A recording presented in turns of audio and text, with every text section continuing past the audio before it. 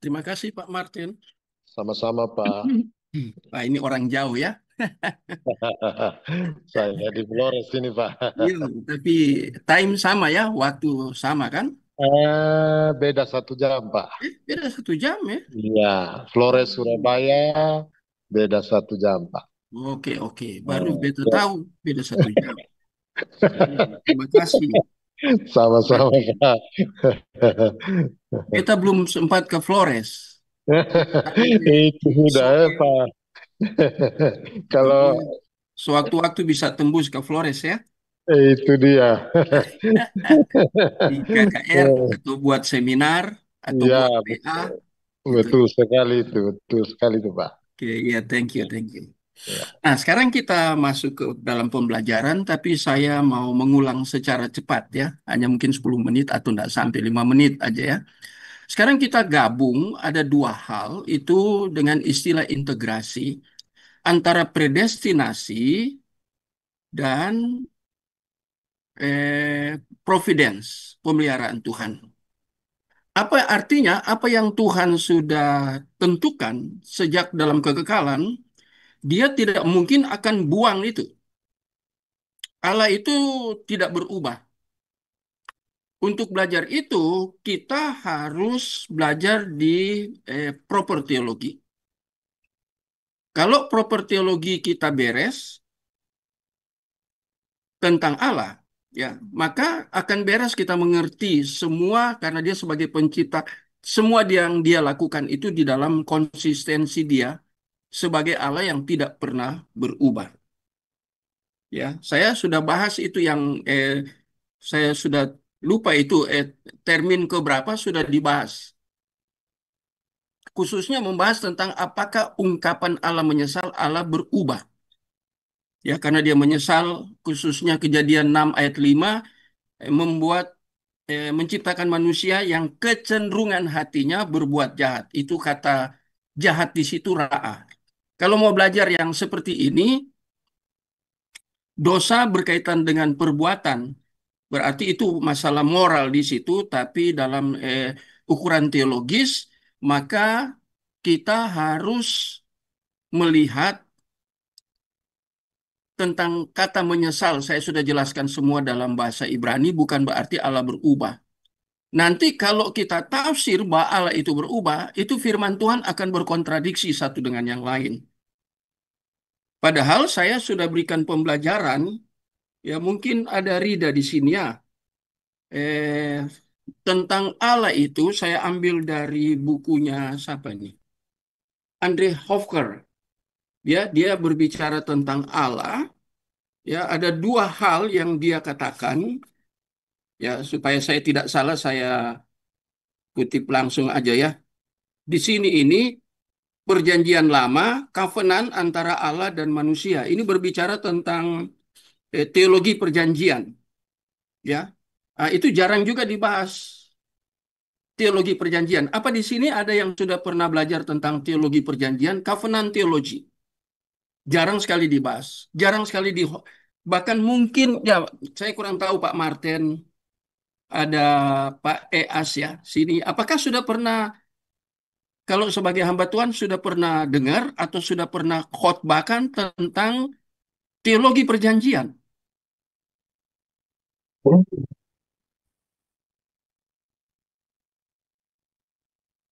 Ada yang sudah pernah dengar? Ya, saya belajar dari William apa? William Dairas. Tema-tema dalam PL dia bahas khusus tentang teologi perjanjian. Itu sangat amat menarik. Sekali lagi kadang saya mengutip buku ya, karena saya orang buku, karena ngajarkan harus ada referensi ya. Tapi dia membahas bukan hanya pikirannya, ada ayat-ayat firman Tuhan yang dia bahas. Sekarang saya memegang satu buku terkait dengan itu, predestinate terkait dengan providence ini tentang Allah yang mandiri, self-contained. Itu Allah mandiri.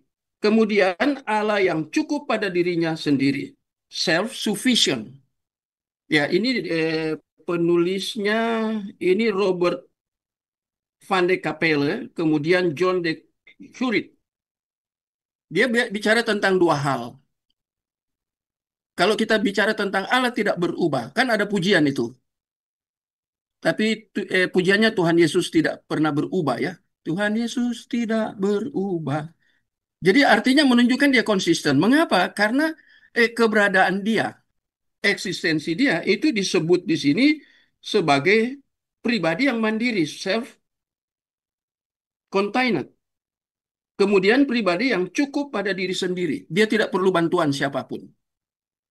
Yang celakanya di dalam dunia teologi, ada hamba Tuhan yang memberikan interpretasi atau penafsiran bahwa soteriologi atau keselamatan, doktrin keselamatan itu tidak sepenuhnya Allah yang kerjakan.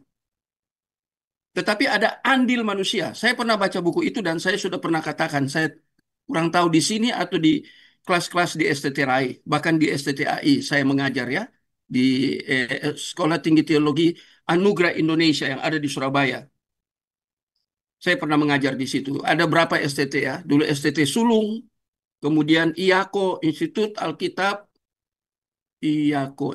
Alkitab Oikumene. Saya pernah mengajar di situ ya, di STT Moria. Ada banyak STT sih. Nah, saya sudah mengajar tentang ini, tentang proper teologi. Dan saya harus jujur, itu tidak gampang. Proper teologi di dalam perspektif Alkitab. Ya. Bayangkan Allah, Yesus datang mati, tebus manusia satu kali untuk selamanya. Manusia itu siapa? Manusia yang mana yang dia tebus? Nah, itu terkait dengan doktrin predestinate. Ya. Dan mengapa diintegrasi dengan the providence of God? Allah akan pelihara. Ya. Dan ada banyak contoh di Alkitab yang secara apa ya, open terbuka itu harafiah terbukanya. Mengapa? Contohnya apa? Tokoh-tokoh Alkitab banyak yang jatuh. Apakah Allah membuang? Kalau kita teliti di dalam PL khusus, hanya Salomo yang Roh Kudus tinggalkan.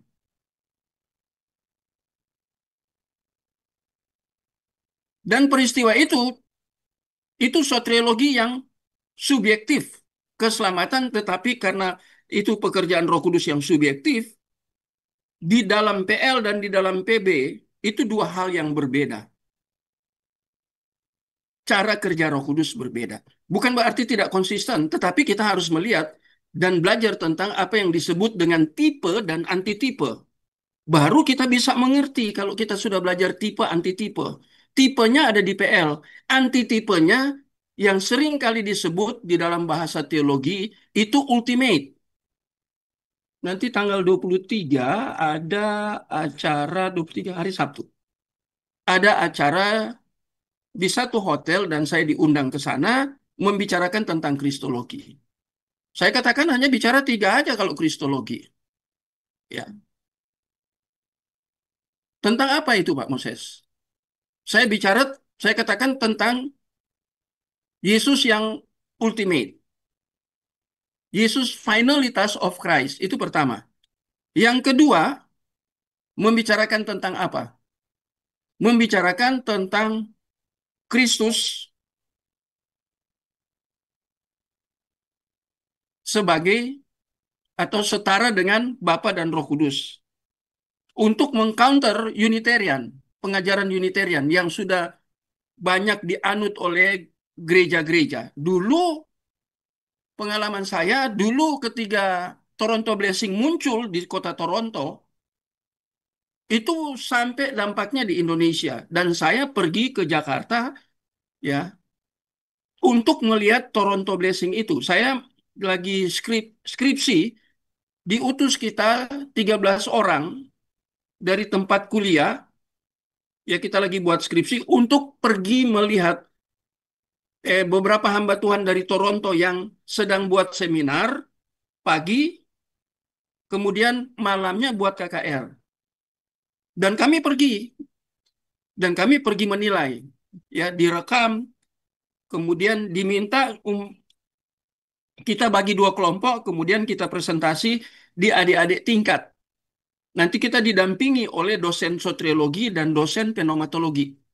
Itu menarik sekali. Ya, sekarang muncul hal-hal baru, kekristenan baru. Ya, Unitarian bukan baru, kadang dimodifikasi. Ya, jadi itu berbicara, saya bilang kesetaraan Allah. Apalagi mereka katakan Pak Moses, tiga aja, ya, untuk counter hal-hal yang apa heresi. Yang ketiga tentang supremasi Kristus.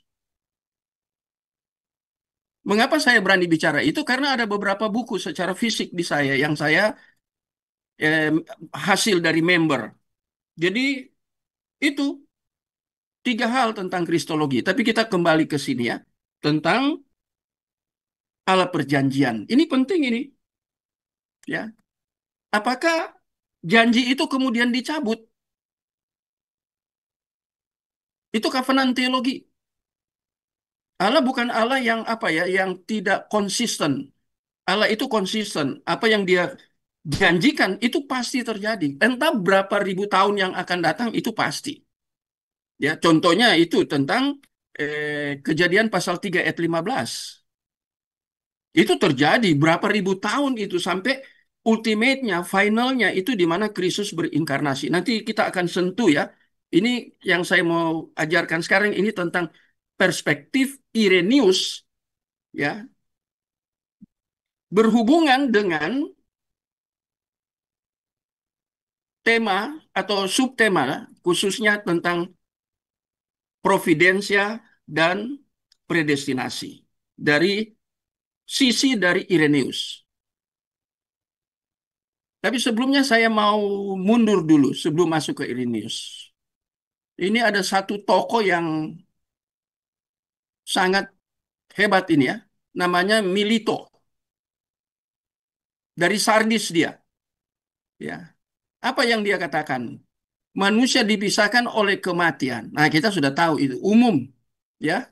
Tapi kematian di sini dengan kata pemisahan ini harus kita lihat di dalam pengertian khususnya mundur jauh ke dalam PL, yaitu dalam perkataan Allah ketiga di Taman Eden dan itu ditujukan kepada manusia. Pertama, hanya kepada Adam. Kalau kamu makan buah ini, hari itu juga kamu mati. Mati dalam pengertian dipisahkan dengan Allah oleh kematian, kematian rohani, kematian spiritual, bukan kematian jasmani.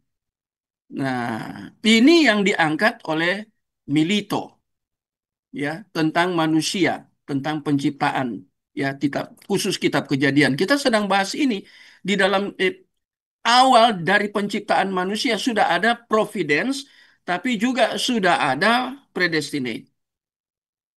Nah itu kan nggak gampang, orang kadang nggak berpikir. Cuman saya punya punya materi-materi yang seperti ini karena baca buku, referensi. Ya kita memang harus banyak baca buku ya. Nah ini ada Tirsa ya, bagus. Saya lihat mereka ini pinter-pinter ya. Nggak tahu angkatan keberapa dari STT Rai. Kalian ya bisa jadi dosen, tapi harus MTH dulu, baru ngajar S1. Ya masih muda mereka ini. Ya saya sering lihat itu. Sering dorong orang untuk sampai ke sana ya. Jadi dipisahkan kata Malito, dia sedang berkonfrontasi dengan Gnostik. Nah, saya tunjukkan ya. Malito mengatakan kepada kita hampir ini salah ketik ya. Ini salah ketik ya. Hampir sama seperti ini. Sambil lalu, hampir sambil lalu ini ya. Bahwa Adam diciptakan menurut gambar Bapa. Ya, pertanyaannya yang jelas dengan anti gnostik yang harus menjadikan aksioma. Aksioma ini apa? Asumsi. Ya, hanya asumsi adalah pernyataan yang berfungsi sebagai satu titik awal untuk alasan atau argumen yang lebih lanjut. Itu aksioma. Arti aksioma juga sebagai suatu pernyataan istilah dasar dan istilah definisi. Istilah dasar itu maksudnya etimologi yang kemudian didefinisikan. Ini dia gnostik ini ya, dia anti gnostik Milito. Luar biasa ya. Bagi refleksi teologis. Ini tentang kejatuhan manusia. Tapi dia melihat refleksi teologis bukan hanya kejatuhan manusia, karena Alkitab bukan hanya sampai di situ. Belum lengkap waktu itu. Alkitab kan di dalam proses ya. 1500 sampai 1600 tahun. Itu kan bibliologi kita belajar di situ ya. Proses. Jadi jangan orang kemudian ekstrimkan ketika manusia itu dipisahkan oleh kematian kemudian stop di situ. Matinya mati rohani, jasmaninya masih hidup. Tapi kita lihat peristiwa di dalam Kejadian pasal 3 itu Troget Booker menulis, ya dosen saya PL yang ahli bahasa semistik, itu dia menulis tentang apa? Dia menulis satu buku tipis tentang kasih Allah yang mencari. Adam sudah jatuh, sudah mati, tapi Allah datang mencari di dalam Kejadian pasal 3. Adam, Adam, di manakah engkau? Itu menarik sekali.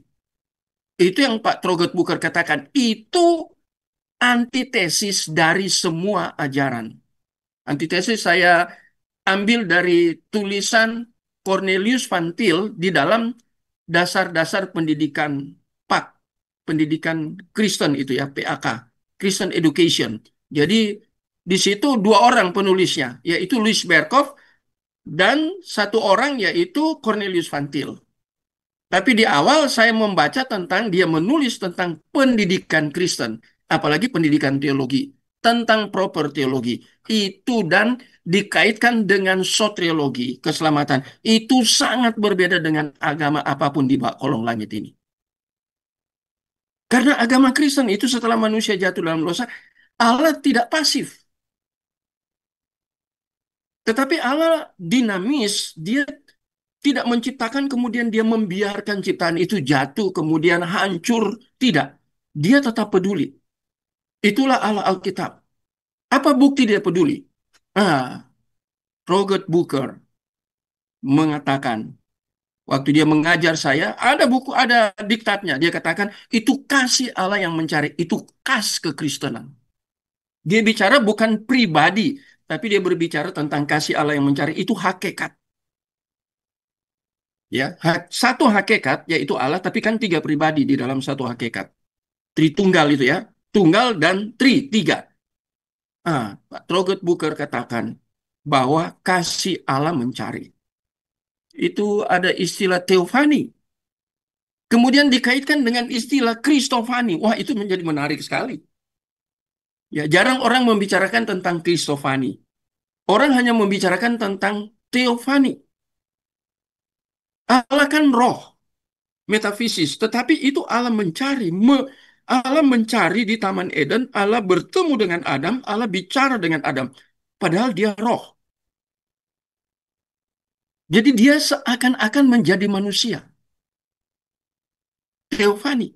Dia bertemu dengan Adam dan dia bicara langsung. Adam, Adam, di manakah engkau? Ketiga Adam dan Hawa bersembunyi. Menyembunyikan diri dari dia. Dia cari. Itu di dalam PL aja sudah ada soteriologi. Ini loh maksudnya. Mengapa saya membaca buku ini, kemudian ditulis bahwa predestinasi dan juga providensia sudah terjadi sejak zaman Adam.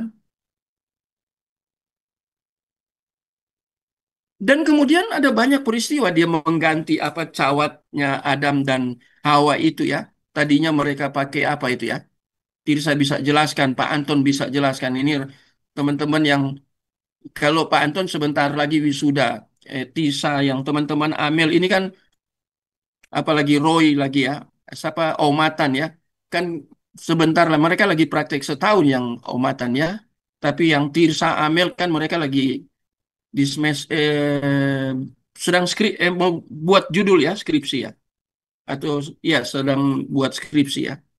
Nah ini kasih Allah yang mencari ya. Adam pakai itu diganti dengan kulit binatang ya. Kulit binatang itu sebelum diambil kulitnya untuk cawat atau pakaian itu dari Adam dan Hawa itu kan binatangnya harus dibunuh. Ada pertumpahan darah di situ. Dan itu yang saya katakan itu tipe. Antitipenya itu di PB, nanti Kristus datang berinkarnasi harus menumpahkan darah. Tapi di Kejadian pasal 3 sudah terlihat itu. Ini yang menarik kalau kita belajar firman seperti ini ya. Nah, Milito ini bicara itu, refleksi teologis. Ya, dia bicara tentang hal yang di dalam kitab Kejadian, tentang tadi ya, dipisahkan dan mati. Tapi kemudian di sini, refleksi teologisnya di masa yang akan datang. Dia kaitkan tentang peristiwa di dalam perjanjian lama dengan peristiwa yang akan datang itu berupa antitesis di dalam Yesus Kristus yang berinkarnasi, mati, naik ke atas kayu salib untuk menebus. Dia bangkit, dia menang terhadap dosa. Nah, ini maksudnya masa yang akan datang yang ditulis oleh Melito. Nah, sekarang kita maju ke depan. Pada akhir abad kedua, ya ini, ya, kita melihat ini, muncul Irenaeus yang memberikan fondasi teologis yang koheren. Ini terintegrasi ya, dan estetis, konsisten. Itu arti koheren ya. Jadi Irenaeus ini Tuhan munculkan abad kedua. Ini luar biasa ya. Nah, sekarang kita mau lihat konsep-konsep dari Irenaeus. Apa yang Irenaeus hadapi? Sama dengan Melito itu, Gnostik. Ya, Gnostik, pandangan-pandangan Gnostik. Menghasilkan jawaban yang sepenuhnya terhadap klaim-klaim mereka. Jadi Irenaeus menghadapi Gnostik, dia pemikirannya untuk counter Gnostik. Ini bagian malam ini yang kita akan pelajari. Tadi kita sudah melihat Melito ya dalam sekejap. Tadi saya katakan kan hanya beberapa menit. Nah, sekarang kita lihat ini. Kaum Gnostik telah menafsirkan gambar dan rupa Allah dalam arti antropologis yang murni.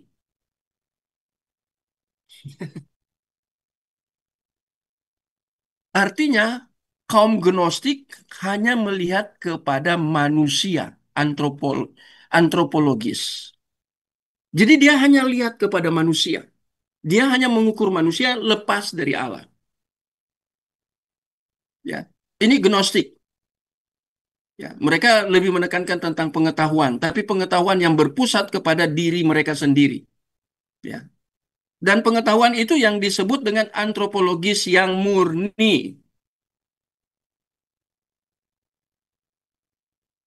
Nah, sekarang sedang Irenaeus, lihat ya, saya kecilkan nanti saya besarkan. Nah, Irenaeus ini ada perbandingan di sini. Menambahkan antropologis bukan harus dibuang. Manusia itu tidak dibuang. Manusia ciptaan terbaik. Nggak boleh dibuang. Ya. Tapi Gnostik ini lebih kepada manusia. Tekanannya kepada manusia. Tapi Irenaeus menambahkan dimensi soteriologis dan kristologis. Ini yang menarik. Ya. Irenaeus mau counter konsep dari Gnostik yang hanya terpusat kepada manusia, antroposentris. Sekarang Irenaeus bilang penting, manusia itu penting karena ciptaan terbaik. Tetapi kalau hanya melihat kepada manusia, tidak cukup. Manusia yang sudah jatuh, tadi saya sudah katakan, kejadian pasal 3 awal, awal kejatuhan, Allah langsung mencari. Itu soteriologis. Dan di dalam kejadian 3 ayat 15 ada kristologis. Tapi di dalam janji. Ngerti ya? Kejadian 3 ayat 15 ya. Perempuan ini akan meremukkan kepalanya. Keturunan dari ular akan meremukkan tumitnya. Itu menunjuk kepada kristologi ya. Ini menarik itu. Jadi lihat di dua ini ya. Irenaeus menambahkan itu dimensi soteriologis dan kristologis. Nah, ini jadi menarik pembahasan kita ya. Eh, Jadi ini sorotannya itu masih di kitab Kejadian loh, manusia awal ini. Nanti seterusnya Irenaeus akan bahas itu. Nanti kita lihat Justin Martyr lagi. Cuman saya malam ini fokus kepada Irenaeus. Ya, nanti minggu depan khusus kepada Justin Martyr.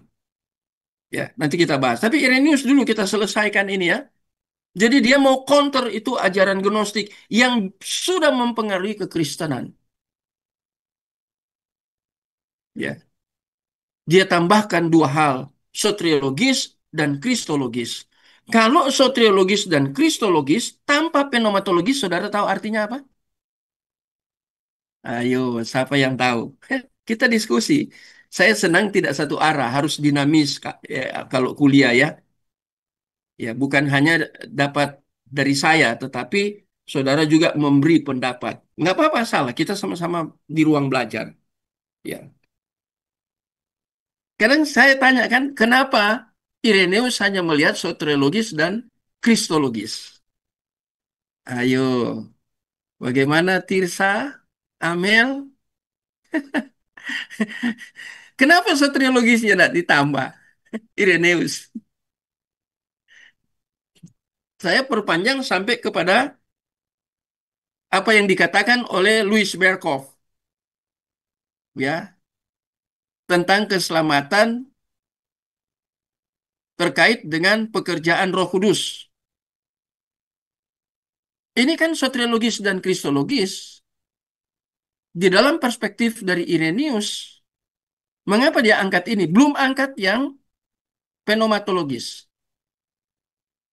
Dia mau bicara hal yang paling dia tekankan di sini tentang peranan Kristus di dalam keselamatan. Yang sering disebut dengan soteriologi yang objektif. Karena yang mati di atas kayu salib harus manusia, tapi manusia tanpa dosa. Padahal firman Tuhan katakan Roma 5 ayat 12, terus baca sampai seterusnya, bahwa ketika Adam jatuh ke dalam dosa, semua manusia berdosa. Itu dosa keturunan. Tidak ada seorang pun yang tidak pernah berdosa, yang tidak berdosa. Yang lahir di bawah kolong langit ini, semuanya terkait dengan dosa. Tapi di dalam Mazmur pasal berapa ya, 51 atau ya 51 ya, saya lupa ayatnya. Daud berbicara tentang apa? Menarik itu, Daud berbicara tentang dosa personal. Dikandung di dalam, waktu dikandung di dalam kandungan, aku sudah berdosa. Apakah Daud bicara tentang dosa yang dimaksud oleh Paulus? Itu Daud.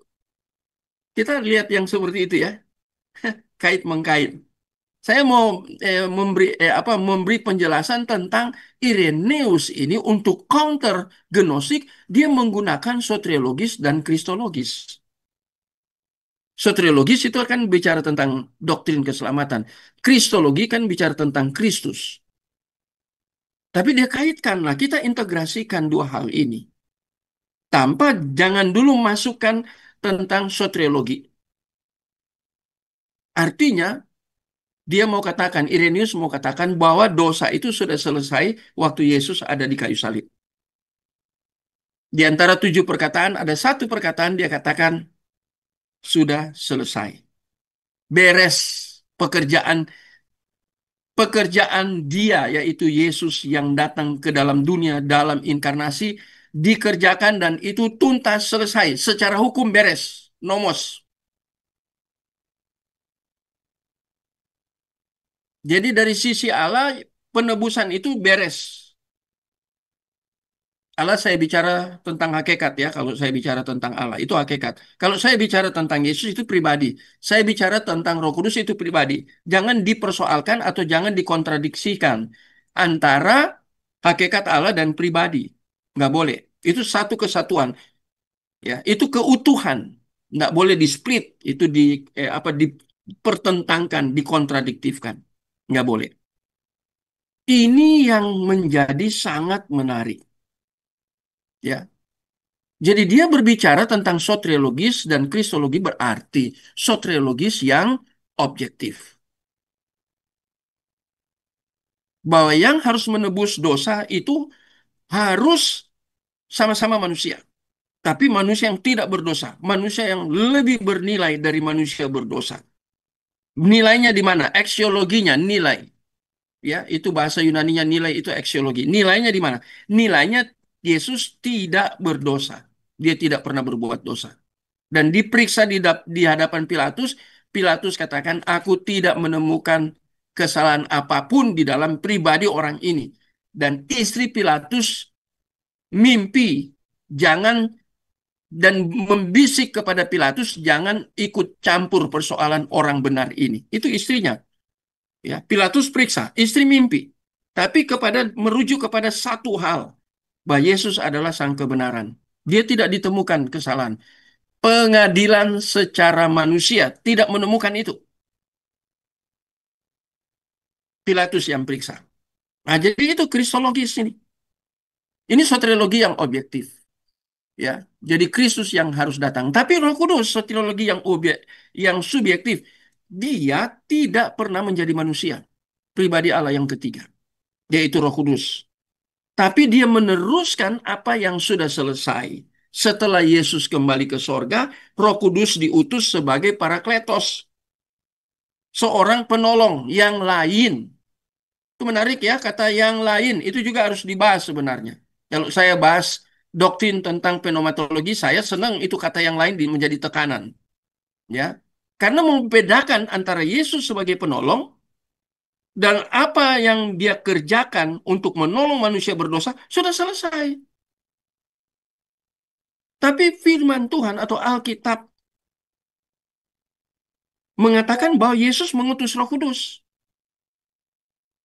Ya, Yohanes 14 turun sebagai seorang penolong tapi yang lain. Artinya yang lain itu menyangkut pribadinya berbeda.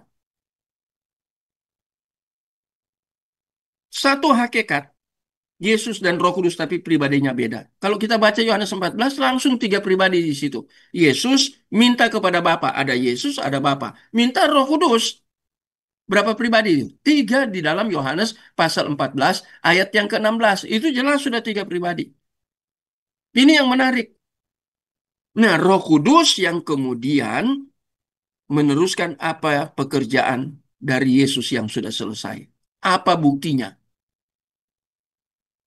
Tiga pekerjaan Roh Kudus. Yang pertama, menginsafkan dunia akan dosa. Itu Roh Kudus bekerja, ya, secara mistik di dalam diri orang yang dipilih untuk kemudian membawa orang itu terkait dengan peristiwa salib, di mana Yesus sudah menyelesaikan dosanya, menginsafkan.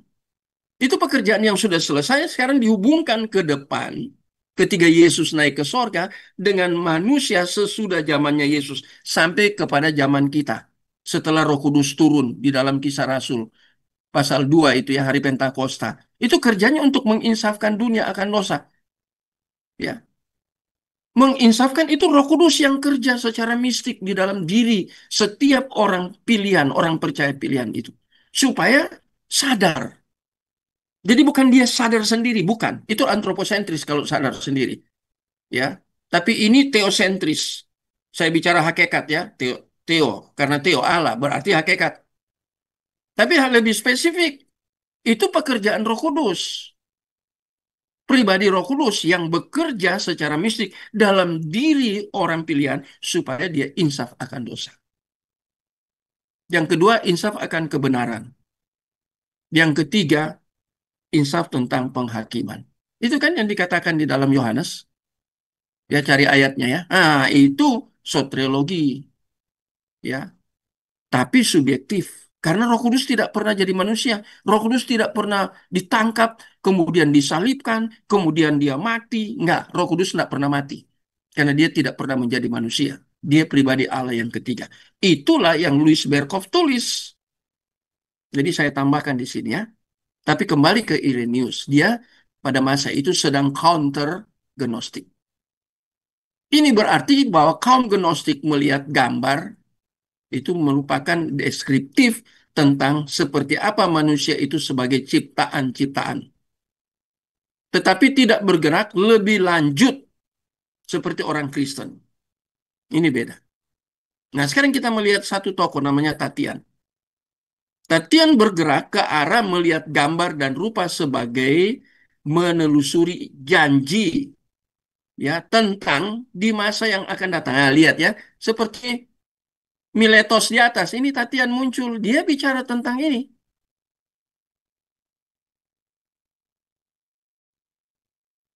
menelurkan janji tentang di masa yang akan datang. Dan janji itu rupanya terkait dengan Adam kedua di dalam 1 Korintus 15 ayat 45 sampai 47. Menarik sekali ini, ya. Tadi kita bicara Irenaeus, tapi kita lihat ada yang menopang Irenaeus, tapi dilihat dari aspek yang lain, yaitu Tatian. Dia melihat gambar dan rupa sebagai menelurkan janji. Tadi covenant. Tapi ini dia lihat covenant yang future akan datang itu kan di masa yang akan datang, ya. Jadi karena Adam yang berdosa, sekarang dia melihat kepada teologi Paulus bahwa Adam pertama yang diciptakan dari debu gagal, jatuh dalam dosa. Tapi Adam kedua atau Adam akhir yang datang dari sorga itu yang dikatakan dalam 1 Korintus 15 ayat 45 ayat 47. Dia datang tanpa dosa dan dialah yang kemudian memulihkan Adam yang pertama yang gagal, ini Adam kedua itu memulihkan, ya, mengembalikan tentang gambar dan rupa itu. Ini maksudnya Tatia. Ini menarik. Nah, ini kan tetapi selanjutnya itu Adam ya, tentang Adam ya, dia melihat ke depan, tetapi dia kembali ke tetapi ini telah rusak. Adam pertama telah rusak oleh dosa dan tidak jelas apakah itu memiliki peran lebih lanjut untuk dimainkannya. Nah, Tatian ya. Menarik ini.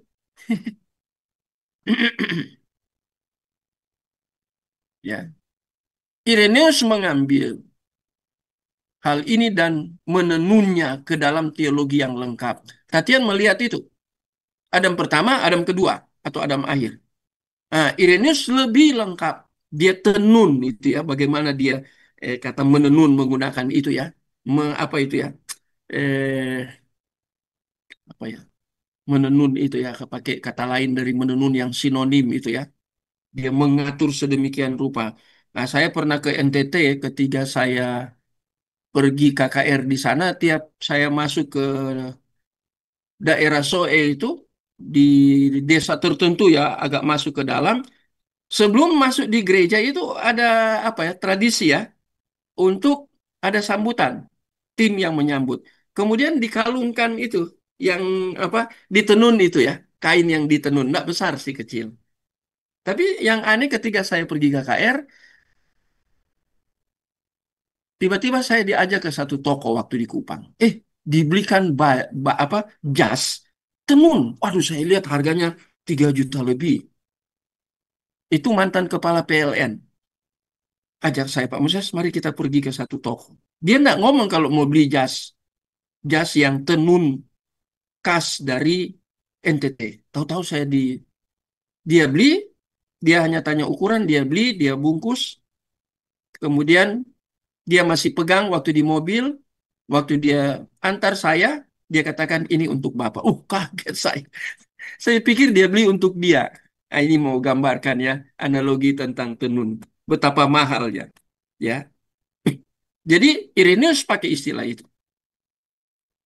Dia menggunakan menenun ke dalam teologi yang lengkap dengan mengaitkan pencipta dan Adam. Pencipta dan Adam. Mengapa dia kaitkan?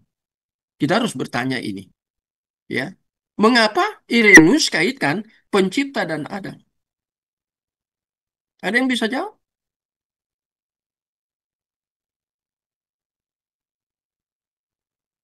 Ada yang bisa jawab?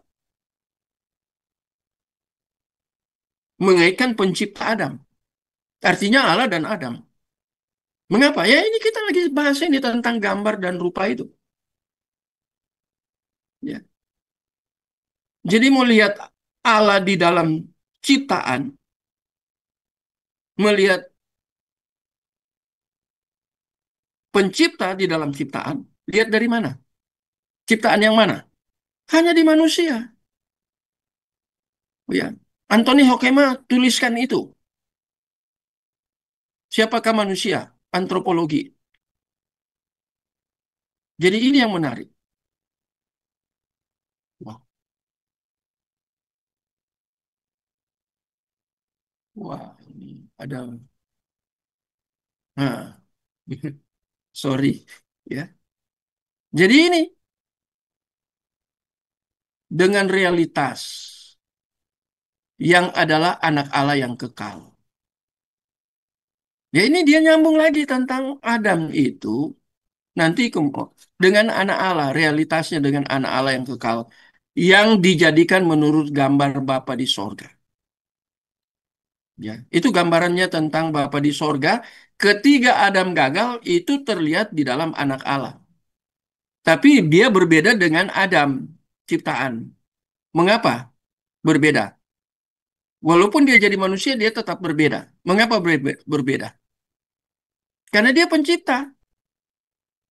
Yohanes pasal 1 ayat yang ketiga kan, dia pencipta juga.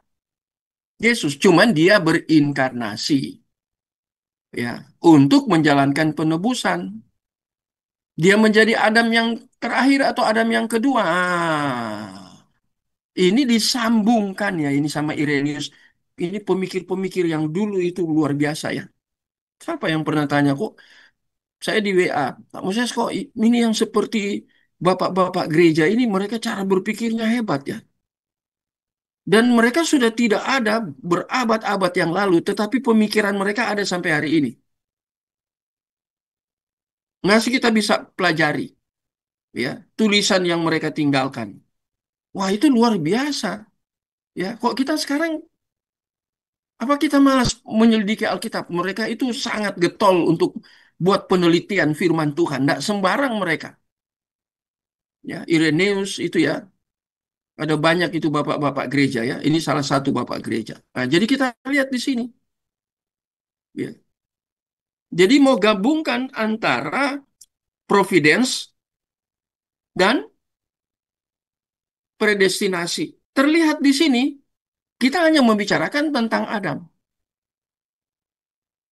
Ya, tapi kita membicarakan dalam dua hal. Adam pertama yang gagal dan Adam kedua atau Adam akhir. Nah ya, ini menarik. Ya, sekarang pendekatan ini memperkenalkan penafsiran yang seluruhnya baru atas kisah kejadian. Ini kan subnya di dalam providence dan predestinasi itu kan tentang kejadian, peristiwa kejadian. Nah, ini hal baru. Jadi melihat tentang providence dan apa bukan soteriologi, predestinasi itu dari kitab Kejadian, yaitu kejadian manusia pertama yang juga pertama jatuh ke dalam dosa. Menarik, jarang dibahas. Ya, kini Adam, ya saya kecilkan nanti saya besarkannya, dan Hawa dilihat, ya Adam dan Hawa itu dilihat sebagai apa? Sebagai telah diciptakan menurut gambar dan rupa Allah. Maksudnya keturunannya ini. Sebagai gambar dan rupa anak. Karena anak yang menebus, ya dikembalikan kepada posisi ya. Yang pada gilirannya gambar dan rupa Bapa. Jadi ya dispesifikan sama Irenaeus ini. Menarik sekali ya. Cara berpikirnya menarik ya. Jadi ini kata diciptakan menurut gambar. Ini pemulihan ya. Ini hal yang baru. Ya tentang soteriologi, kemudian soteriologi itu berdasarkan predestinasi, kemudian predestinasi itu akan terus dipelihara providensia di dalam kitab Kejadian yang fokusnya kepada Adam, sekarang ditambah dan Hawa. Telah berarti sudah diciptakan menurut gambar dan rupa anak, rupa Yesus. Ya, kita dibaharui dari hari ke hari supaya kita menjadi sama seperti Kristus. Iya ya, sama seperti Yesus. Nah ini rupa morfe seperti anak. Nah, anak Allah ini ya. yang pada gilirannya kemudian kembali ke sini, gambar dan rupa Bapa. Nah, ini menarik, ya, sangat menarik.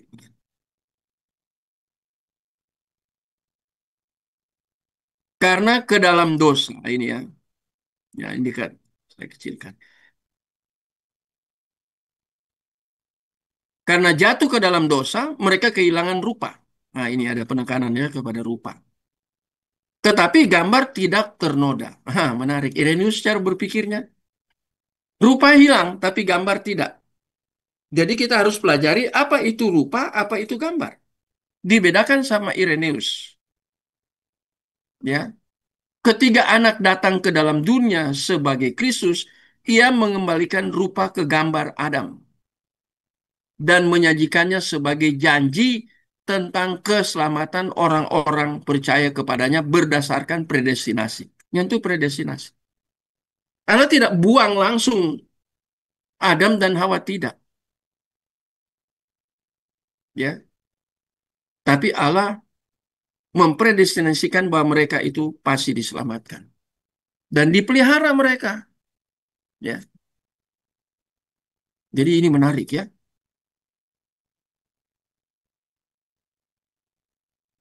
Sudah mau 1 jam. Ya, bagian ini tidak gampang untuk dipikirkan. Ini bukan pikiran dari saya ya. Tadi Melito, ya, kemudian Tatian. Jadi saya mengutip ini cara berpikir mereka. Nah, sekarang saya beri kesempatan ada yang mau tanya atau kritik atau tambahkan, silakan. Sebelum kita lanjut pada termin kedua. Ada 1 jam lebih ya. Ini 19.55. Nah, ini kan sudah sampai di sini. Dikembalikan. Ya, ini pemulihan kan, dikembalikan artinya dipulihkan. Morfenya gambar Adam. Dan itu menyajikannya sebagai janji, covenant tentang keselamatan orang-orang percaya kepadanya berdasarkan predestinasi. Menarik ya. Ini Irenaeus, Irenaeus. Jadi menarik ya. Ini bicara tentang anak datang. Nah, ini inkarnasi. Ya, dia harus datang berinkarnasi. Untuk soteriologi harus dia datang berinkarnasi. Mengapa dia berinkarnasi? Untuk orang-orang pilihan dalam dunia ini. Dan orang-orang pilihan itu dijaga, apa ya, bukan predestinasi, diprovidensiakan, dipelihara orang-orang pilihan itu. Tidak dibuang. Ya, mereka belum sempurna. Iya, kita ini orang pilihan belum sempurna. Siapapun dia. Ya, tadi saya mengajar sore ya tentang filsafat, pengantar filsafat. Ada referensinya yang saya ajarkan itu ya, tentang para filsuf. Itu menarik juga ya, pengantar filsafat. Cara berpikir para filsuf. Ya. Jadi kita lihat di sini dibandingkan dengan ini ya. Anak datang ke dalam dunia. Nah, ini dia kaitkan dengan covenant teologi. Ya. Itu untuk mengurus Adam, pertama yang gagal, dengan di anak datang sebagai apa? Sebagai apa anak datang? Sebagai Adam kedua. Adam akhir. Itu anak. Dia kan menjadi manusia. Adam, manusia artinya kan, Adam artinya manusia. Ini jadi menarik. Ada yang mau beri masukan? Silakan. Atau mau beri tanggapan?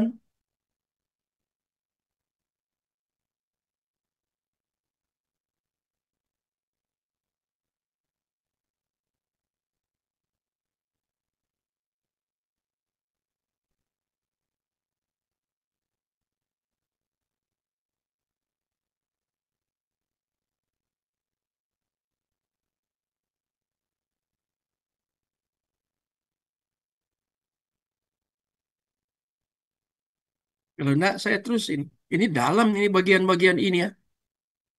3 tokoh aja yang scholar itu ya. Teologi, kita sudah melihat ya. Pandangan mereka saling mendukung untuk menyerang Gnostik.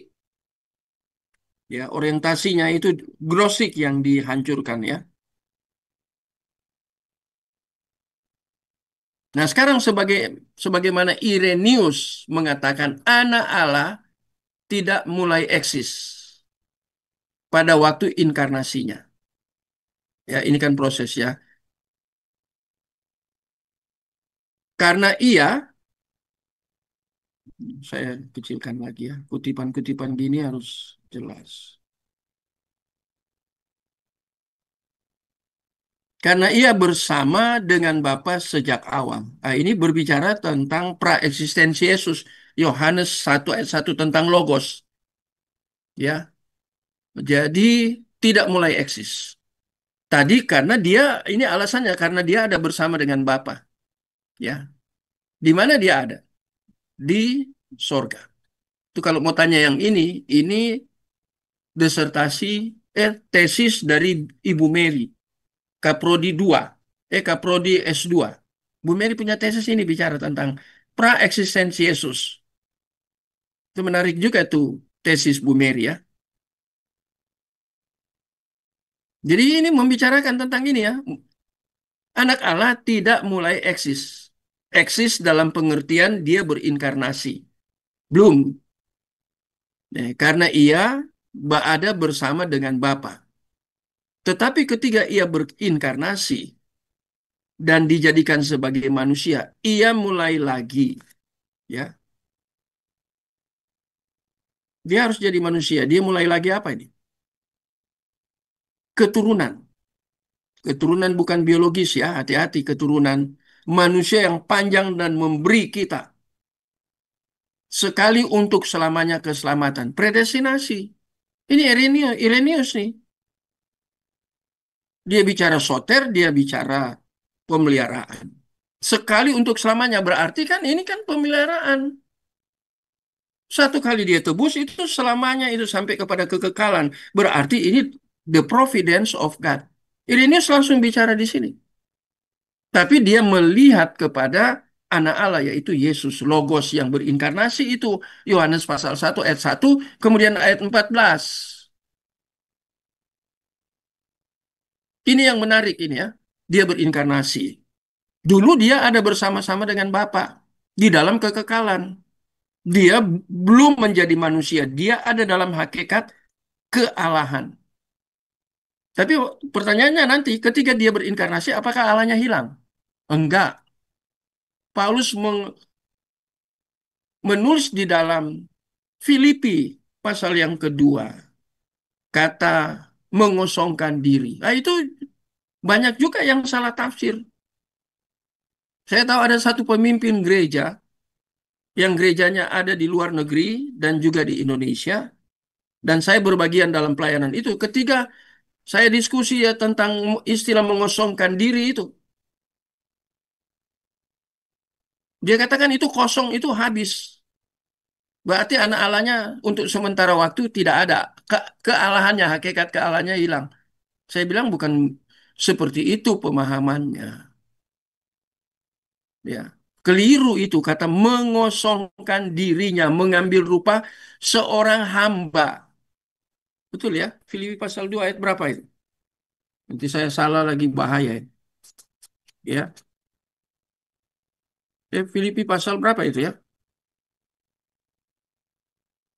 Oh, pasal 2 betul ya. Oh ini ya. Ayat 4 ya. Yang walaupun dalam rupa Allah, morfe, tidak menganggap kesetaraan dengan Allah itu sebagai milik yang harus dipertahankan. Ayat yang ketujuh, melainkan telah mengosongkan dirinya sendiri dan mengambil rupa seorang hamba dan menjadi sama dengan manusia. Ya, dia menjadi dulos. Ya, ini tidak menggunakan kata huperetes di sini ya. Kata hamba itu ada beberapa dalam teks asli ya. Dan menjadi sama dengan manusia. Nah, sama dengan manusia. Artinya 100% dia manusia. Nah, itu. Jadi ini ya menjelaskan tentang ini. Yohanes, ia berinkarnasi, ia mengambil manusia ya, yang panjang dan memberi kita. Ini waktu manusia ini ya kata panjang di sini. sekali untuk selamanya. Jadi keselamatan ini predestinasi. Pilihan terhilang dari dalam Adam, gambar dan rupa Allah sekarang kita dapati kembali dalam Kristus Yesus. Ini pemulihan. Jadi Adam yang dulu, yang awal, yang di dalam kitab Kejadian, manusia pertama, mereka jatuh. Tapi Allah tidak pernah membiarkan. Ya, ada soteriologi di situ. Allah memelihara kehidupan mereka dengan caranya yang unik. Dia pelihara kehidupan Adam. Nah, itu menarik ya. Jadi Irenaeus membicarakan tentang ini. Ya, pilihan yang terhilang dalam Adam, gambar dan rupa Allah sekarang kita dapati kembali dalam Kristus Yesus. Menarik. Jadi Kristus menjadi pusat di sini. Ya, pribadinya menjadi pusat. Ini predestinasi. Tadi ada untuk selama-lamanya, itu providensia. Untuk selamanya, sekali untuk selamanya. Sekali dia menyelamatkan predestinasi, itu kekal. Itu terkait dengan providence. Sama-sama muncul. Menarik ya? Iya. Kalau tidak ada yang bertanya, saya teruskan. Nah, di sini Irenaeus memberi kesan bahwa Adam kehilangan gambar maupun rupa. Tetapi di tempat lain argumennya ia menjelaskan bahwa rupa yang hilang dan menjadikan gambar yang tetap. Ya, tetap ada. Ya, itu gambar dikatakan oleh Irenaeus itu tetap ada. Ini kita lagi bahas Irenaeus ya. Ya, tapi dia katakan kurang berharga. Gambar itu harganya, nilainya dari gambar itu karena sudah kehilangan yang satu, yang rupa itu. Itu maksudnya Irenaeus, ya. Menjadikan gambar yang tetap ada kurang tidak penting sejauh menyangkut keselamatan. Nah, ini dia sambung dengan soter lagi tentang masalah yang hilang itu.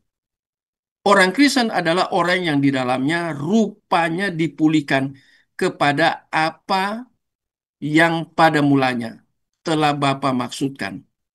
Tetapi pemulihan ini hanya pertama-tama di dalam dan melalui orang yang tidak pernah kehilangan rupa tersebut. Siapa yang dimaksud orang yang tidak pernah kehilangan rupa tersebut? Semua manusia. Jadi ini doktrin dari Irenaeus ya, seorang yang sangat terkenal ya. Jadi lihat dia bedakan antara rupa dan gambar. Rupa hilang, gambar tetap ada. Tapi sudah secara nilai itu dia menurun.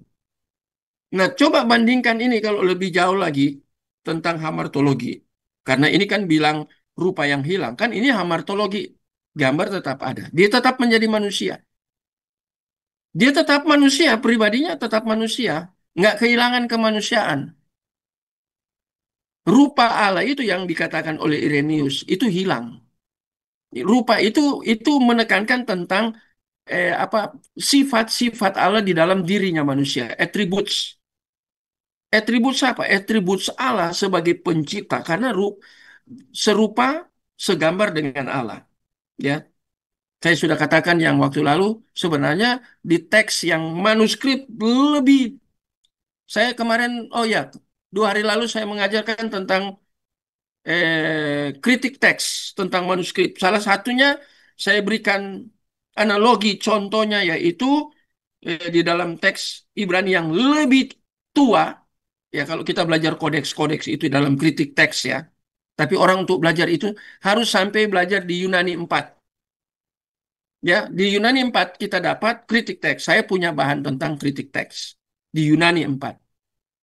Ya, itu dari pakarnya yang pernah datang di kota Surabaya ya karena diundang oleh LPMI, Lembaga Pelayanan Mahasiswa Indonesia yang bekerja sama dengan saat Tapi dia berbicara di saat Seminari Alkitab Asia Tenggara di Malang. Ya, jadi diktatnya ada di saya karena dia orang dari Baptist, ya, dia yang ada di LA, Los Angeles. Ya, waktu itu saya kuliah di STI, maka saya dapat diktatnya dia. Saya minta difotokopikan dan difotokopikan. Saya sudah punya ya. Yunani satu, Yunani 2, Yunani 3, Yunani 4 saya sudah punya dan saya pelajari. Yunani 4 itu agak sulit karena kritik teks. Dan dalam kritik teks saya berikan analogi bahwa di dalam teks-teks asli itu dalam Hebrew itu kata dan itu tidak diambil dari teks Ibrani, tetapi itu diambil dari teks Septuaginta. Itu menarik. Saudara harus belajar sampai ke sana. Ya. Jadi diambil bukan dari teks Hebrew-nya, tapi diambil dari teks Septuaginta. Sehingga di dalam Septuaginta ada dan. Kalau di teks yang lebih tua, itu tidak ada kata dan. Langsung serupa segambar. Nah, sekarang kita lihat kembali ke sini. Rupa itu yang hilang. Rupa itu terkait dengan kekudusan yang menunjukkan sifat Allah di dalam diri manusia sebelum manusia jatuh dalam dosa. Ya. Gambar tetap ada sebagai manusia, tapi sudah berkurang. Apanya yang berkurang? Sudah tidak lengkap, rupanya sudah hilang. Nah, itu yang dipulihkan. Makanya di dalam teks bahasa Yunani kata rupa kan morphe. Itu kan? Itu menarik sekali ya. Mengkaitkan antara yang ciptaan pertama kata rupa dengan morphe di dalam perjanjian baru. Khususnya di dalam tadi Filipi. Yang walaupun dalam rupa Allah telah mengosongkan diri. Itu menarik. Menjadi seorang hamba. Kata rupa itu jadi menarik. Ya. Dan gambar di sini ya.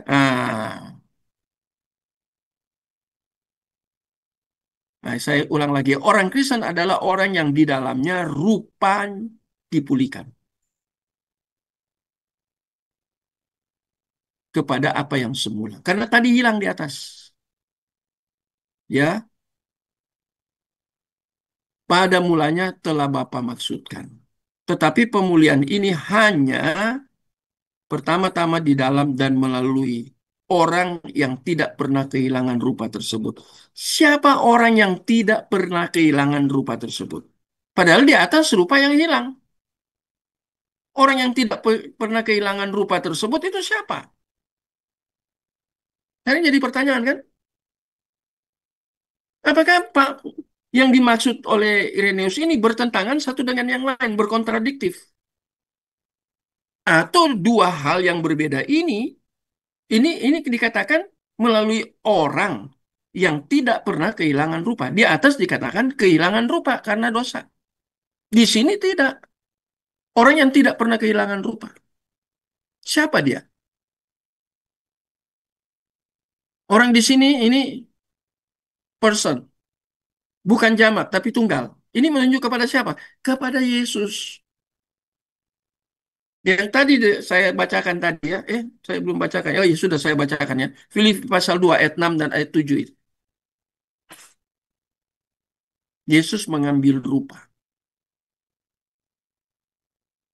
Ya, dia tidak pernah kehilangan rupa. Dia menjadi manusia, sifat-sifat kealahan dia tidak hilang.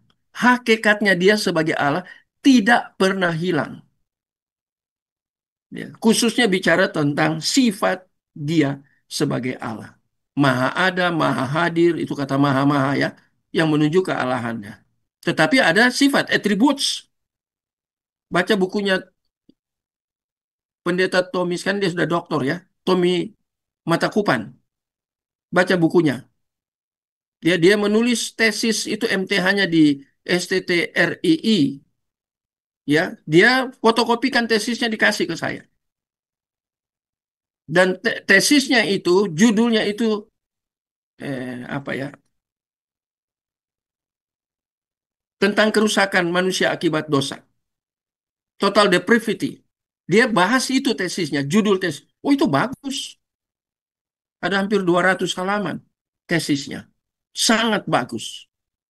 Saya baca dia. Dan yang saya mau cari itu ketika dia menulis tesis, yaitu dia ambil, kan ada catatan kaki, footnote. Dia ambil dari mana buku-bukunya ketika dia menulis itu. Jadi kalau saudara mau lihat orang yang tulisannya bagus, seperti umpamanya skripsi atau tesis, saudara lihat dia kutip bukunya apa. Bukunya orang yang penulis bukunya atau referensi yang diambil itu orangnya memang berkompeten secara dia seorang teolog enggak. Saya cari bukunya di tesisnya dari Pak Tommy dan saya tanya bukunya ada di mana bisa dibeli. Dia bilang ada. Nah, saya beli buku fisiknya. Itu caranya saya belajar. Lihat tema bagus, orangnya berkompeten, bermutu, saya baca. Yang saya perhatikan referensi ini dia ambil dari pikiran siapa ini ya. Nah, buku itu saya tanya lagi ke dia, ini ambil dari mana kira-kira? Saya bisa beli kah? Oh bisa Pak Moses. Udah saya cari. Beli. Kalau dalam bahasa Inggris pesan, 3 bulan baru datang. Ya. Jadi itu cara saya untuk belajar. Ya. Nah, jadi ini menarik sekali ya. Ini bagian ini ya. Jadi melalui dia menjadi jalan. Akulah jalan kebenaran. Itu melalui ya. Ya kata melalui itu ya.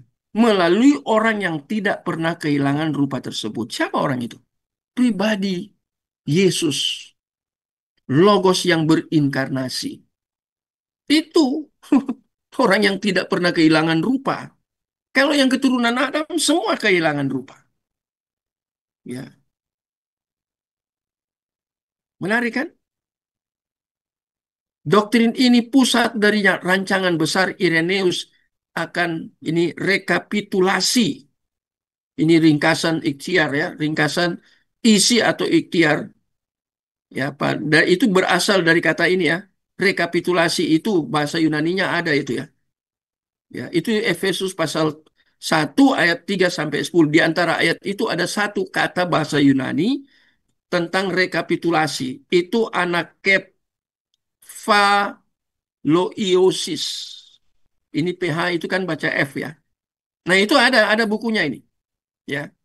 Ini membahas tentang ini. Dan itu diambil oleh Irenaeus dari Efesus pasal 1 ayat 3 sampai ayat yang ke-10. Dia membahas ini.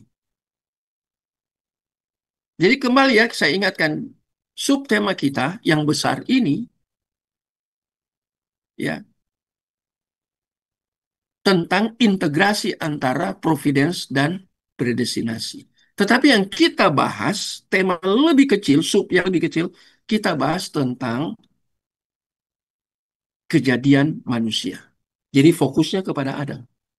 Tapi kemudian dikaitkan dengan Yesus sebagai Adam akhir atau Adam kedua.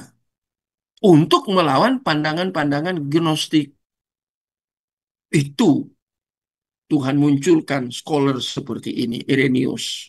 Ya, ini dahsyat. Ya. Nah, tapi ada sesuatu yang aneh. Ini menarik ya. Tapi kita sudah selesai di sini ya. Sudah selesai di sini.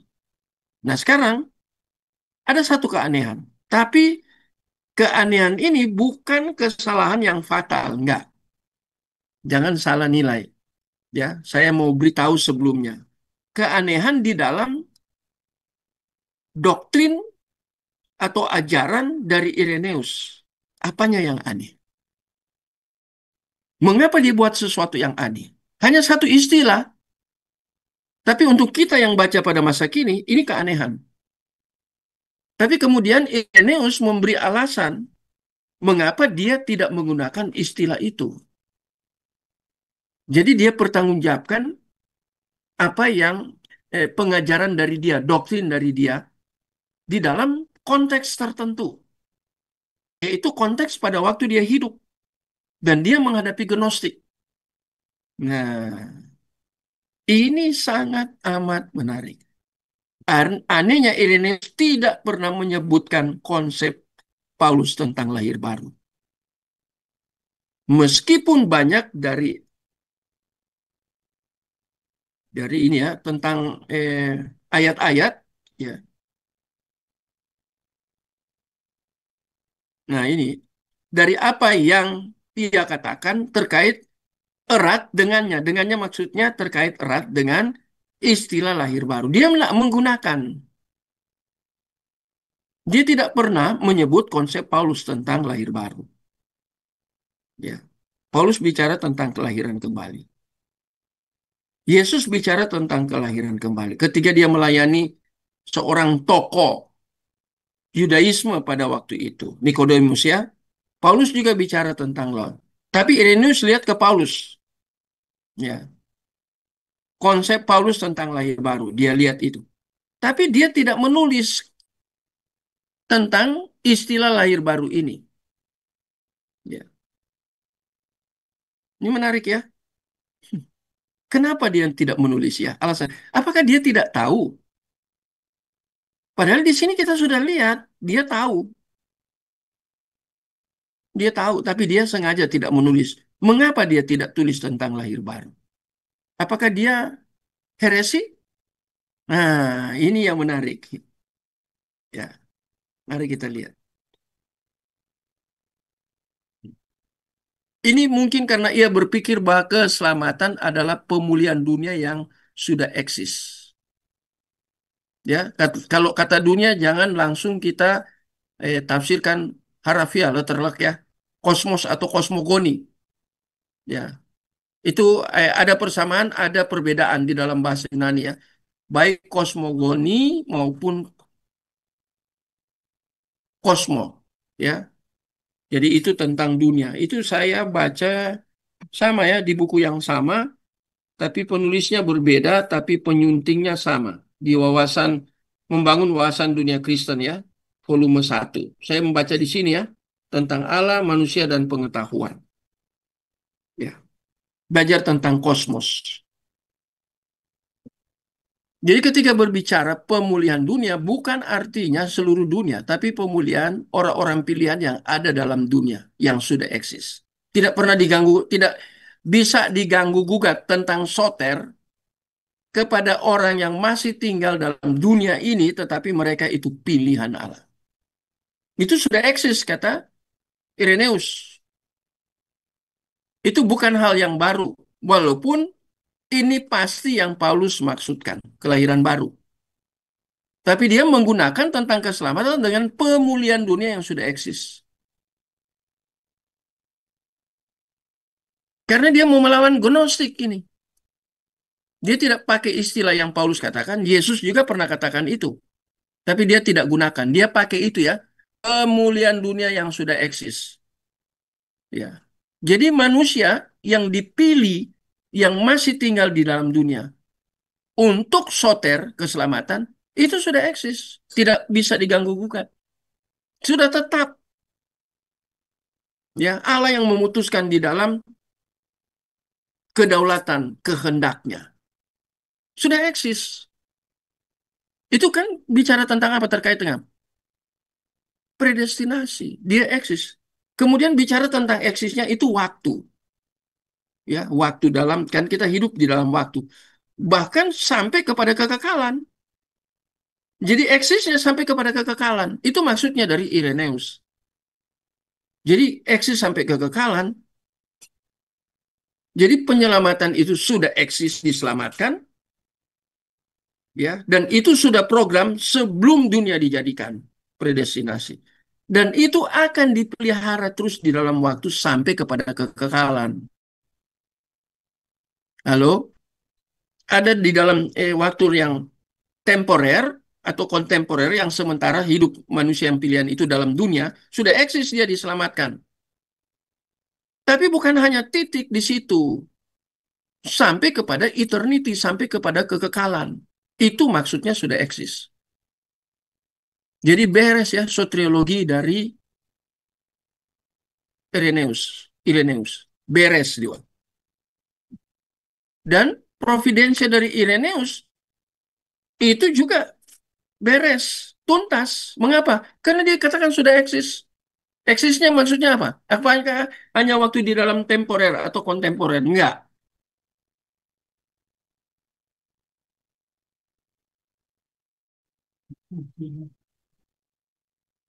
Nakal. Saya punya kucing bagus. Nakal tapi dia mau loncat jendela. Jadi lihat ya, sudah eksis kata Irenaeus.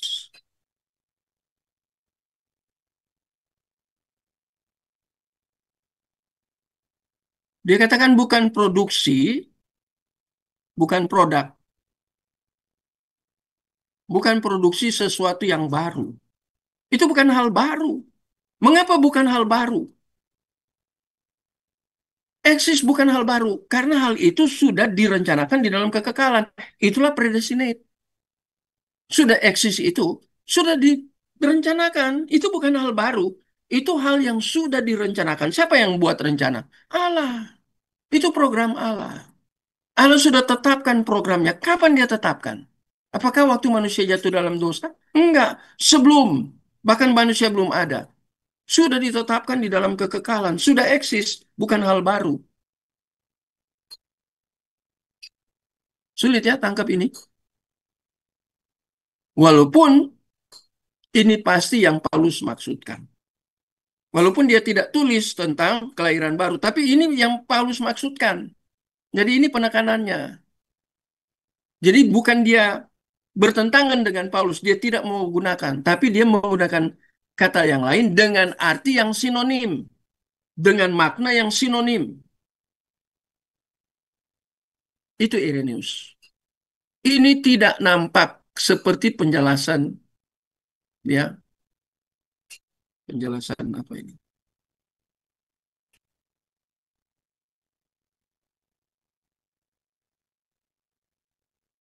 Penjelasan yang benar. Mengapa? Ah, ini. Irenaeus harus, nah, jadi ini ada keharusan ya. Irenaeus harus hati-hati untuk tidak jatuh ke dalam jebakan gnostik. Nah, ini. Jadi konteksnya dia mau melawan gnostik. Dia menggunakan istilah lain yang sinonim dengan kelahiran baru yang dikatakan di dalam teologi Paulus. Dia ngerti itu. Tetapi untuk dalam situasi untuk dia tidak terjebak di dalam ajaran gnostik yang saat itu sudah merambah ke dalam gereja, maka dia menggunakan istilah yang lain tentang predestinasi dan tentang providence, tapi dia menggunakan keselamatan adalah pemulihan dunia yang sudah eksis. Keselamatan itu kan bagian dari lahir baru. Jadi dia tidak sebut. Dia mengerti itu, tapi dia tidak sebut. Kenapa? Karena konteksnya dia sedang menghadapi gnostik. Dia hati-hati sekali. Ya. Orang yang sudah dipengaruhi oleh gnostik, dia pakai istilah lain.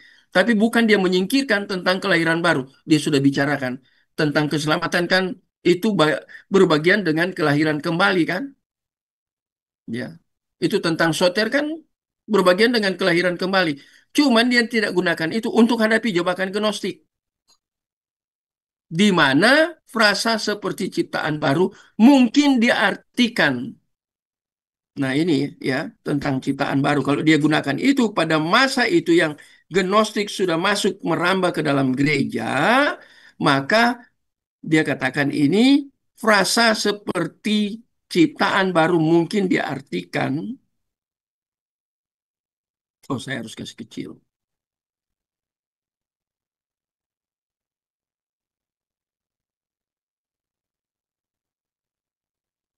Ya, diartikan kelahiran kembali dalam Bapa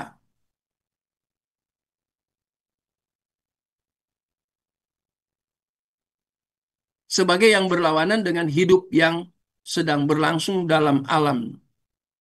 Ya, itu dalam alam. Nah, ini istilah lagi baru ya. Saya kadang kasih kecil. Demiurge. Apa itu demiurge? Ini Gnostik punya pandangan. Bagian dari pandangan Gnostik. Itu demiurge itu filsafat Platonis. Dia berbicara tentang sosok yang berperan sebagai yang bertanggung jawab dan memelihara alam semesta. Alam semesta memelihara ya. Nah, jadi ini kan providensia juga memelihara ya alam semesta fisik termasuk manusia dalam kehidupan fisiknya. Itu demiurge. Nah, ini filsafat Platonis. Jadi dia lagi berhadapan dengan itu ya.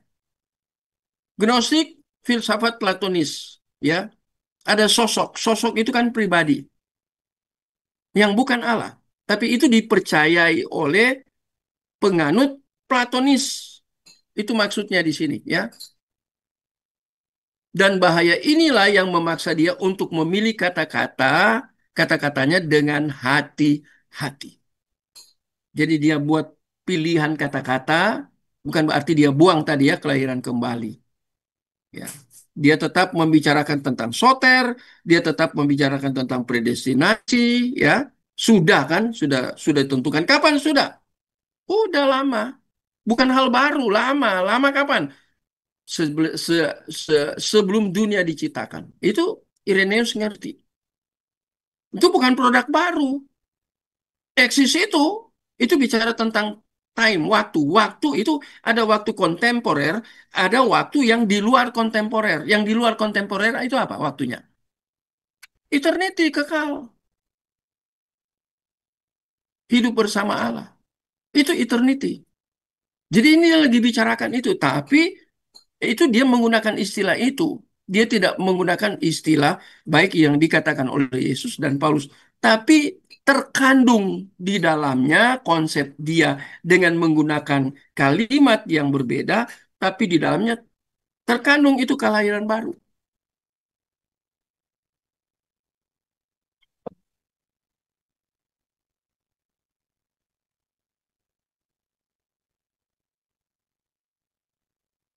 Kira-kira nangkap sampai di sini ya.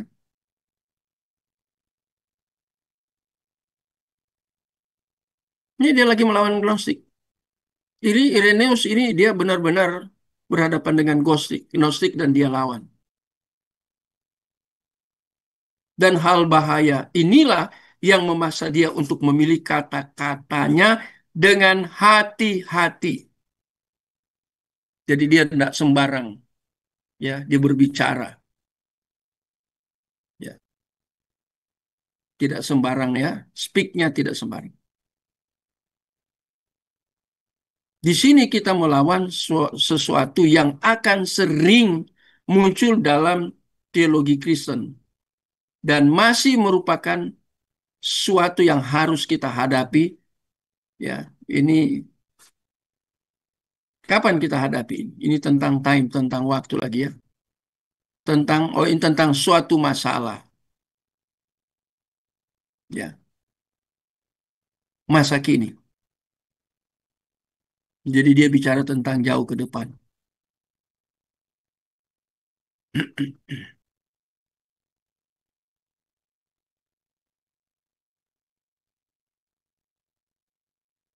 Jadi teologi Kristen sering muncul kadang ya. Kadang orang bicara tentang lahir baru dia nggak ngerti apa itu lahir baru. Kalau saya tanya lahir baru itu siapa yang kerjakan? Bagian dari soter lahir baru itu. Siapa yang kerjakan? Roh Kudus, Pak. Betul, amin. Sangat tepat, Roh Kudus yang kerja. Ya. Nah, bagaimana lahir baru itu Roh Kudus yang kerja supaya orang itu selamat, soter.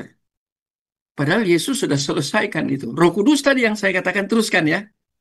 Dia diutus untuk penolong. Menolong apa? Untuk orang lahir baru.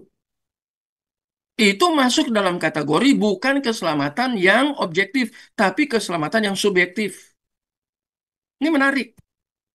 Saya buat lebih lebih luas ya dari Irenaeus, kemudian saya membaca referensi yang lain, termasuk list Berkov di dalamnya. Saya membuat pemahaman kita lebih komprehensif sampai kepada ada perbedaan, tapi ada persamaan. Perbedaan yang spesifik, tapi tidak bertentangan, berkontradiktif antara soteriologi yang objektif dan soteriologi yang subjektif yang dikerjakan oleh Roh Kudus, termasuk kelahiran kembali. Ya, secara hukum tadi saya katakan sudah selesai. Yesus katakan sudah selesai. Secara hukum, nomos. Tapi setelah Yesus naik ke sorga, kan manusia tetap hidup sampai hari ini. Loh. Yesus sudah tidak perlu turun lagi untuk disalibkan. Sekarang sudah Roh Kudus yang kerja. untuk menginsafkan dunia akan dosa. Itu terkait dengan soter. Itu pekerjaan Roh Kudus. Ini yang menarik.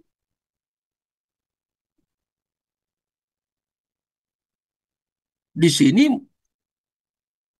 kita melihat Irenaeus tidak sampai ke situ. Nah, ada teolog lain dalam sistematik teologi membicarakan tentang peran Roh Kudus di dalam soteriologi keselamatan.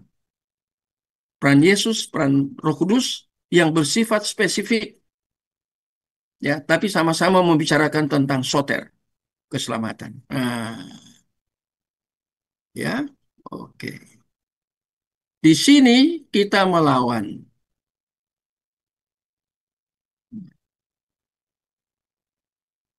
Apa yang kita lawan? Yang akan sering muncul lagi dalam teologi Kristen dan masih merupakan suatu yang harus kita hadapi.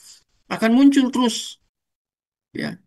Bisa dipengaruhi oleh gnostik, muncul lagi. Karena ingin setia kepada ajaran kitab suci.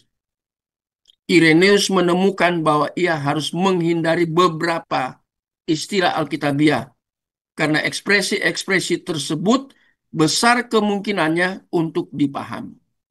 Dia menghindar. Tapi bukan berarti dia buang, ya. Dia menghindari karena konteks.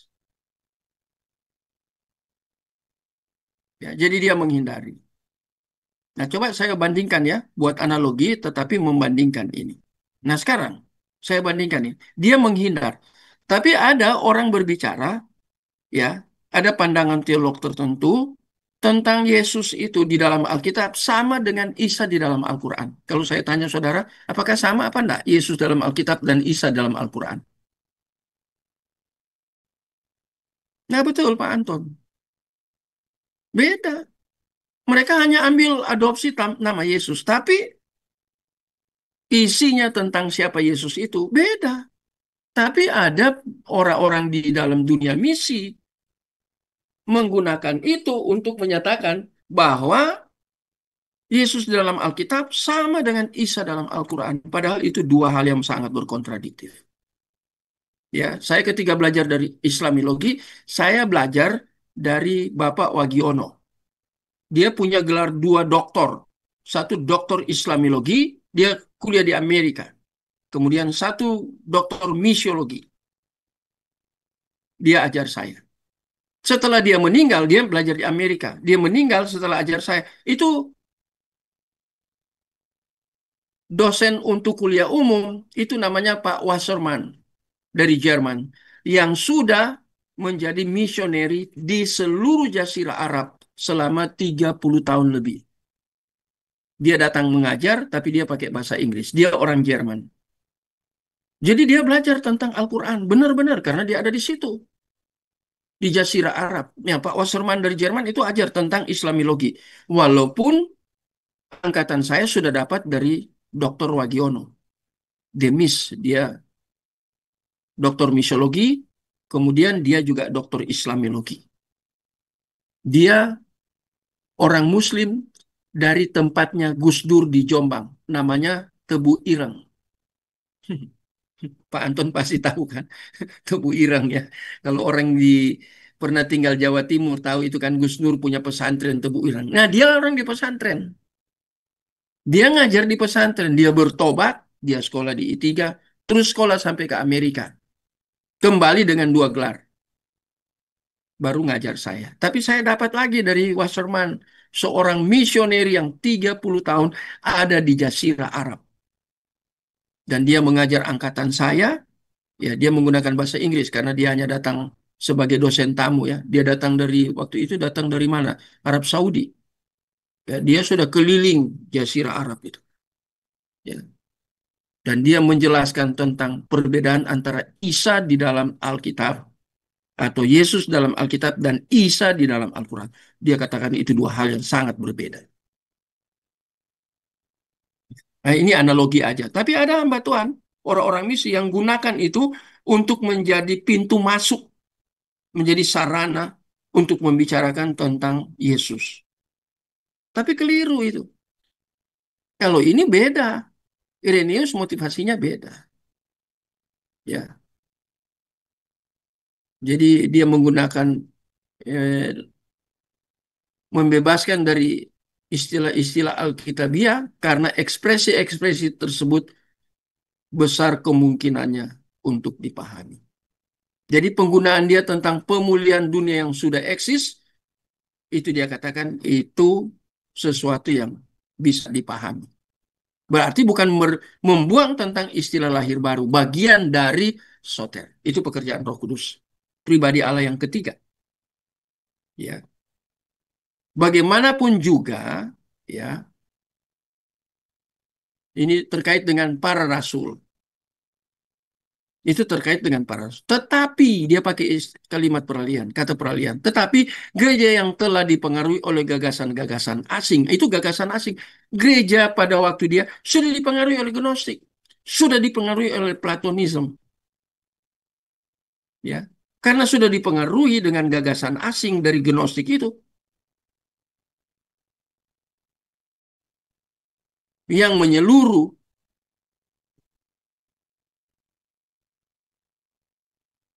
ya, yang menyelubungi dirinya dengan istilah Alkitabiah. Padahal tidak Alkitabiah. Di luarnya ketika mereka menggunakan istilah kelihatan Alkitabiah, tapi mereka sudah dipengaruhi oleh Gnostik dengan Platonis ini. Nah, Irenaeus kemudian membuat istilah atau membuat kalimat, ya, bukan untuk membuang, sekali lagi ya, membuang istilah kelahiran baru. Karena dia melihat ada bahayanya. Tetap menggunakan istilah kelahiran baru. Tadi dikatakan bagaimanapun juga ini terhubung dengan para rasul. Ya, kalau para rasul enggak apa-apa. Khususnya Paulus yang bicarakan tentang kelahiran baru. Tapi begitu masuk ke gereja sudah beda lagi.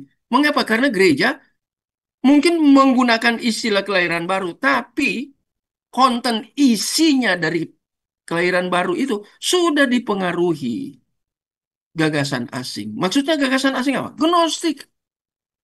Apa? Platonis. Itu maksudnya. Yang menyelubungi dengan istilah Alkitabiah. Ya, istilah Alkitabiah tetap kelahiran baru. Tapi sudah diramu sedemikian rupa.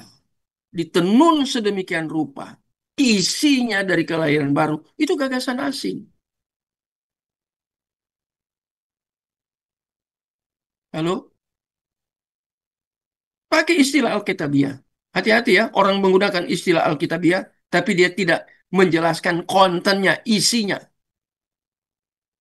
Dia bicara Yesus. Yesus yang mana dulu? Coba kamu jelaskan maksudnya Yesus. Dia bicara tentang keselamatan. Bagaimana keselamatan itu? Harus isinya itu dijelaskan. Keselamatan itu maksudnya apa? Apakah keselamatan yang tadi saya katakan dua hal ya, secara garis besar. Apakah keselamatan yang soteriologi objektif atau soteriologi subjektif? Dan bagaimana kedua konsep ini dijadikan satu? Tidak boleh kontradiktifkan. Tapi harus diintegrasi menjadi satu. Satu keutuhan. Nah, itu yang kita harus tanya. Ini yang dimaksud. Karena kemungkinan ada gagasan-gagasan asing. Itu di dalam gereja. Kalau tentang konsep para rasul, enggak masalah. Apalagi seperti Paulus, teologi Paulus. Teologi Yohanes tentang kristologi. Tentang soteriologi. Jelas. Kalau para rasul enggak ada masalah. Petrus enggak masalah. Tapi begitu ke dalam gereja, itu tetap menggunakan istilah Alkitabiah. Isinya sudah enggak. Tidak Alkitabiah. Istilahnya Alkitabiah. Isinya tidak Alkitabiah. Dan Irenaeus dengan jeli melihat ini hal yang sangat berbahaya. Ini seperti musuh dalam selimut, analoginya ya. Kelihatan baik, oh pakai istilah Alkitabiah, semua langsung percaya. Oh pakai Alkitab, buka Alkitab.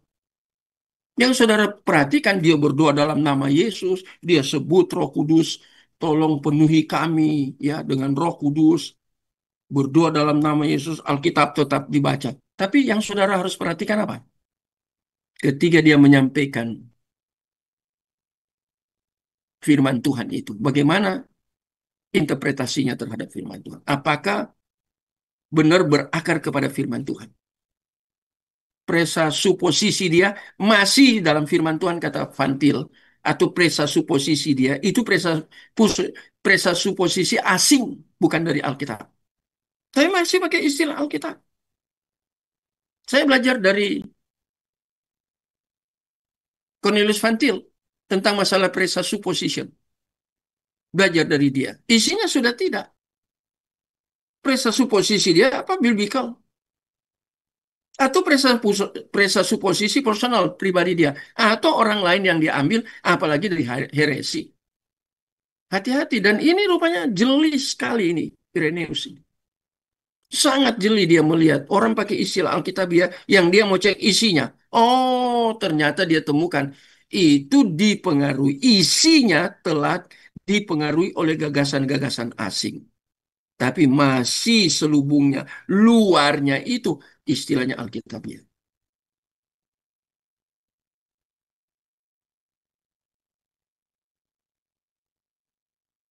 Untuk mengatasi hal ini, Irenaeus dipaksa untuk mengekspresikan Injil dalam suatu, ya, dia ekspresikan, ya, menjelaskan tentang Injil, Evangelion, kabar baik satu-satunya itu, ya, dalam suatu cara yang tidak akan dikira sesuatu yang lain.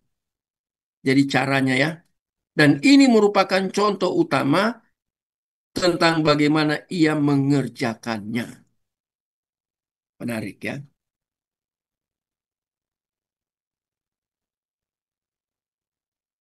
Jadi saya bahas tentang Irenaeus ini sudah selesai.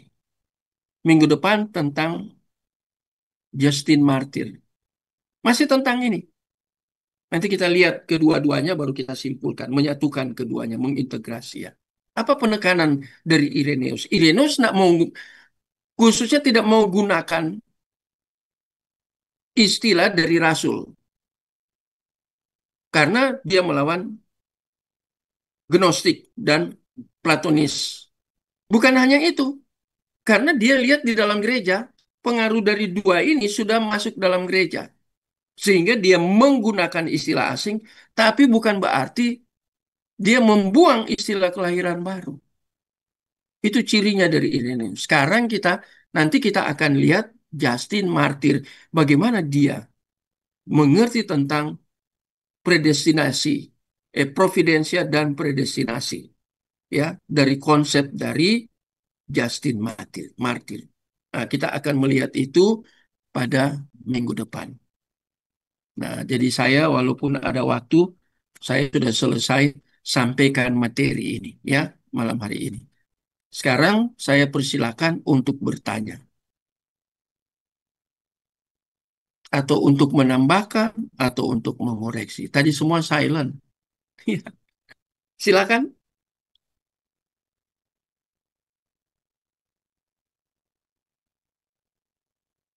Ada?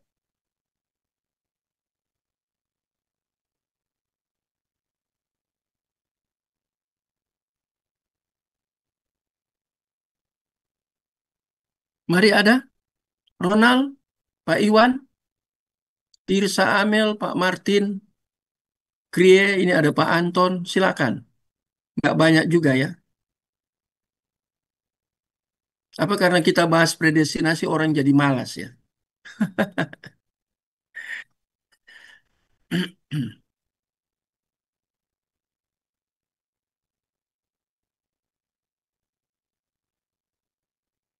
Tidak ada lagi yang tanya.